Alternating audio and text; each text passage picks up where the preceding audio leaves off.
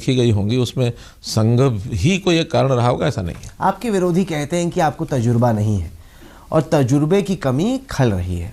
उन्होंने उदाहरण दिया संत रामपाल केस का, जिसमें इतना बड़ा पुलिस ऑपरेशन हुआ, 70 पत्रकारों की पिटाई हुई। उन्होंने कहा कि कोई एक्सपीरियंस्ड एडमिनिस्ट्रेटर होता जिसको कि राजकाज कैसे चलाते हैं इसका अच्छा तजुर्बा है तो शायद ऐसा ना होता। अभी अपनी अपनी किसी की कोई धारणा हो सकती है। कम से कम मैं ऐसा मान के चलता हूं कि हमने रामपाल ऑपरेशन को जिस प्रकार से जो सोचा था, जैसा विचार किया था, उसको हमने पूर्ण किया।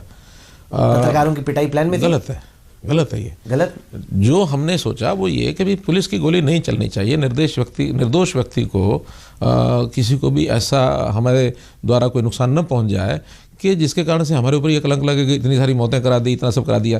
क्योंकि स्वतंत्र भारत के इतिहास में इतना बड़ा ऑपरेशन, जिसको मैं ये कह सकता हूँ कि भी बिना किसी ऐसी बड़े नुकसान के, जानी नुकसान के, और ये कंप्लीट हुआ, ये शायद पहली बार हुआ है। 6 दिन का ऑपरेशन चले, 15,000 निर्दोष लोग अंदर बैठे हैं और हज़ारों की संख्या में पुलिस के लोग उस ऑपरेशन को सफल करने के लिए लगे हुए हैं, और फिर भी सामने से गोली चलती है। यानी जो रामपाल के उस ठिकाने से और जो लोग वहाँ बंदूकधारी थे, उन्होंने गोलियाँ चलाई, पुलिस को गोलियाँ लगी, लेकिन पुलिस ने इतना धैर्य रखा कि सामने से गोली नहीं चलाई हमने। पर वहाँ के पत्रकार बहुत खफा हैं आपसे। सब पूछ रहे हैं कि मनोहर लाल खट्टर के रहते आखिरकार 70 पत्रकारों की पिटाई क्यों हुई।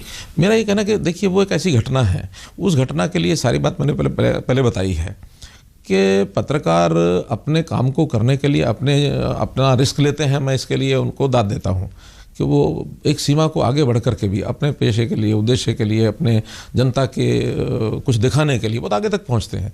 लेकिन जिस प्रकार का ये सारा ऑपरेशन था, उसमें एक सीमा से आगे जब बढ़ कर के वो रिस्क में जाते हैं, तो पुलिस भी आखिर उनकी जान को भी बचाना है। पुलिस का काम सुरक्षा देना है। उनको बचाने के लिए पिटाई कर दी, सुरक्षा देने के लिए। अगर उनको आगे बढ़ने से जब रोका जाए और वो नहीं मानेंगे और आपस में इस प्रकार का कुछ हुआ भी है, हाँ, ये भी हो सकता है कि उस सारे ऑपरेशन में कुछ पुलिस वालों से सीमा तोड़ करके भी शायद उनको नहीं करना चाहिए था, वो कर सकते थे। आपको लगता है कुछ पुलिस वालों ने जानबूझकर ऐसा किया, आपको बुरी छवि में दिखाने के लिए? नहीं, ऐसा मैं नहीं मानता।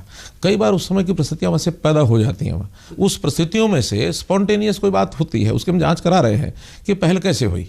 आखिर पहल जैसी होती है ना, बाद के घटनाक्रम इतना महत्वपूर्ण नहीं होता, महत्वपूर्ण होता पहल कैसे होती है। क्या कार्रवाई करेंगे आप दोषी पुलिस वालों की? दोषी पुलिस वालों को जो कार्रवाई बनती है, आखिर वो सीमा तोड़ी होगी तो उनको सस्पेंड भी करेंगे, और कुल मिलाकर के जिस प्रकार का दोष होगा उस प्रकार के दोष के लिए सब कुछ करेंगे। लेकिन एक जांच के बाद जैसा विषय आएगा, कई बार कुछ घटना ऐसी होती है स्पॉन्टेनियस हो जाती है, उस स्पॉन्टेनियस में बाद में उसका स्वरूप बदल जाता है, क्योंकि फिर आमना सामना होता है।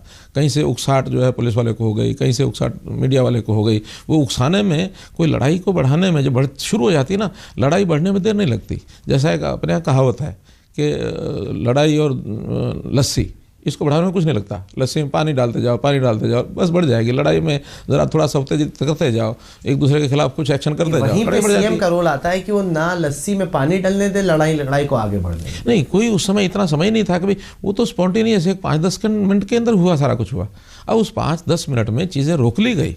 उसके अंदर एक पत्रकार का कैमरा भी टूटा है, नहीं टूटना चाहिए था, तो बहुतों की पिटाई भी हुई। नहीं, उस समय के बाद तुरंत उसको रोका भी गया। सब पत्रकारों को जिनको चोट भी लगी, उनका हमने तुरंत उसका ध्यान करने के लिए अपने ओएसडी को भेजा, उनका इलाज भी कराया गया, उनकी जो आवश्यकताएं थी वो सब पूरी की गई। तो उसमें हमारी सहानुभूति है, पत्रकारों के साथ पूरी सहानुभूति है। अपना काम करते हुए उनको इस प्रकार का सामना करना पड़ा। लेकिन ये एक घटना ऐसी है कि जिसका कोई योजना थी, पूर्व नियोजित था, ऐसा मैं बिल्कुल मानने के लिए तैयार हूं। एक और उदाहरण तो जो दिया जाता है ये कहते हुए कि खट्टर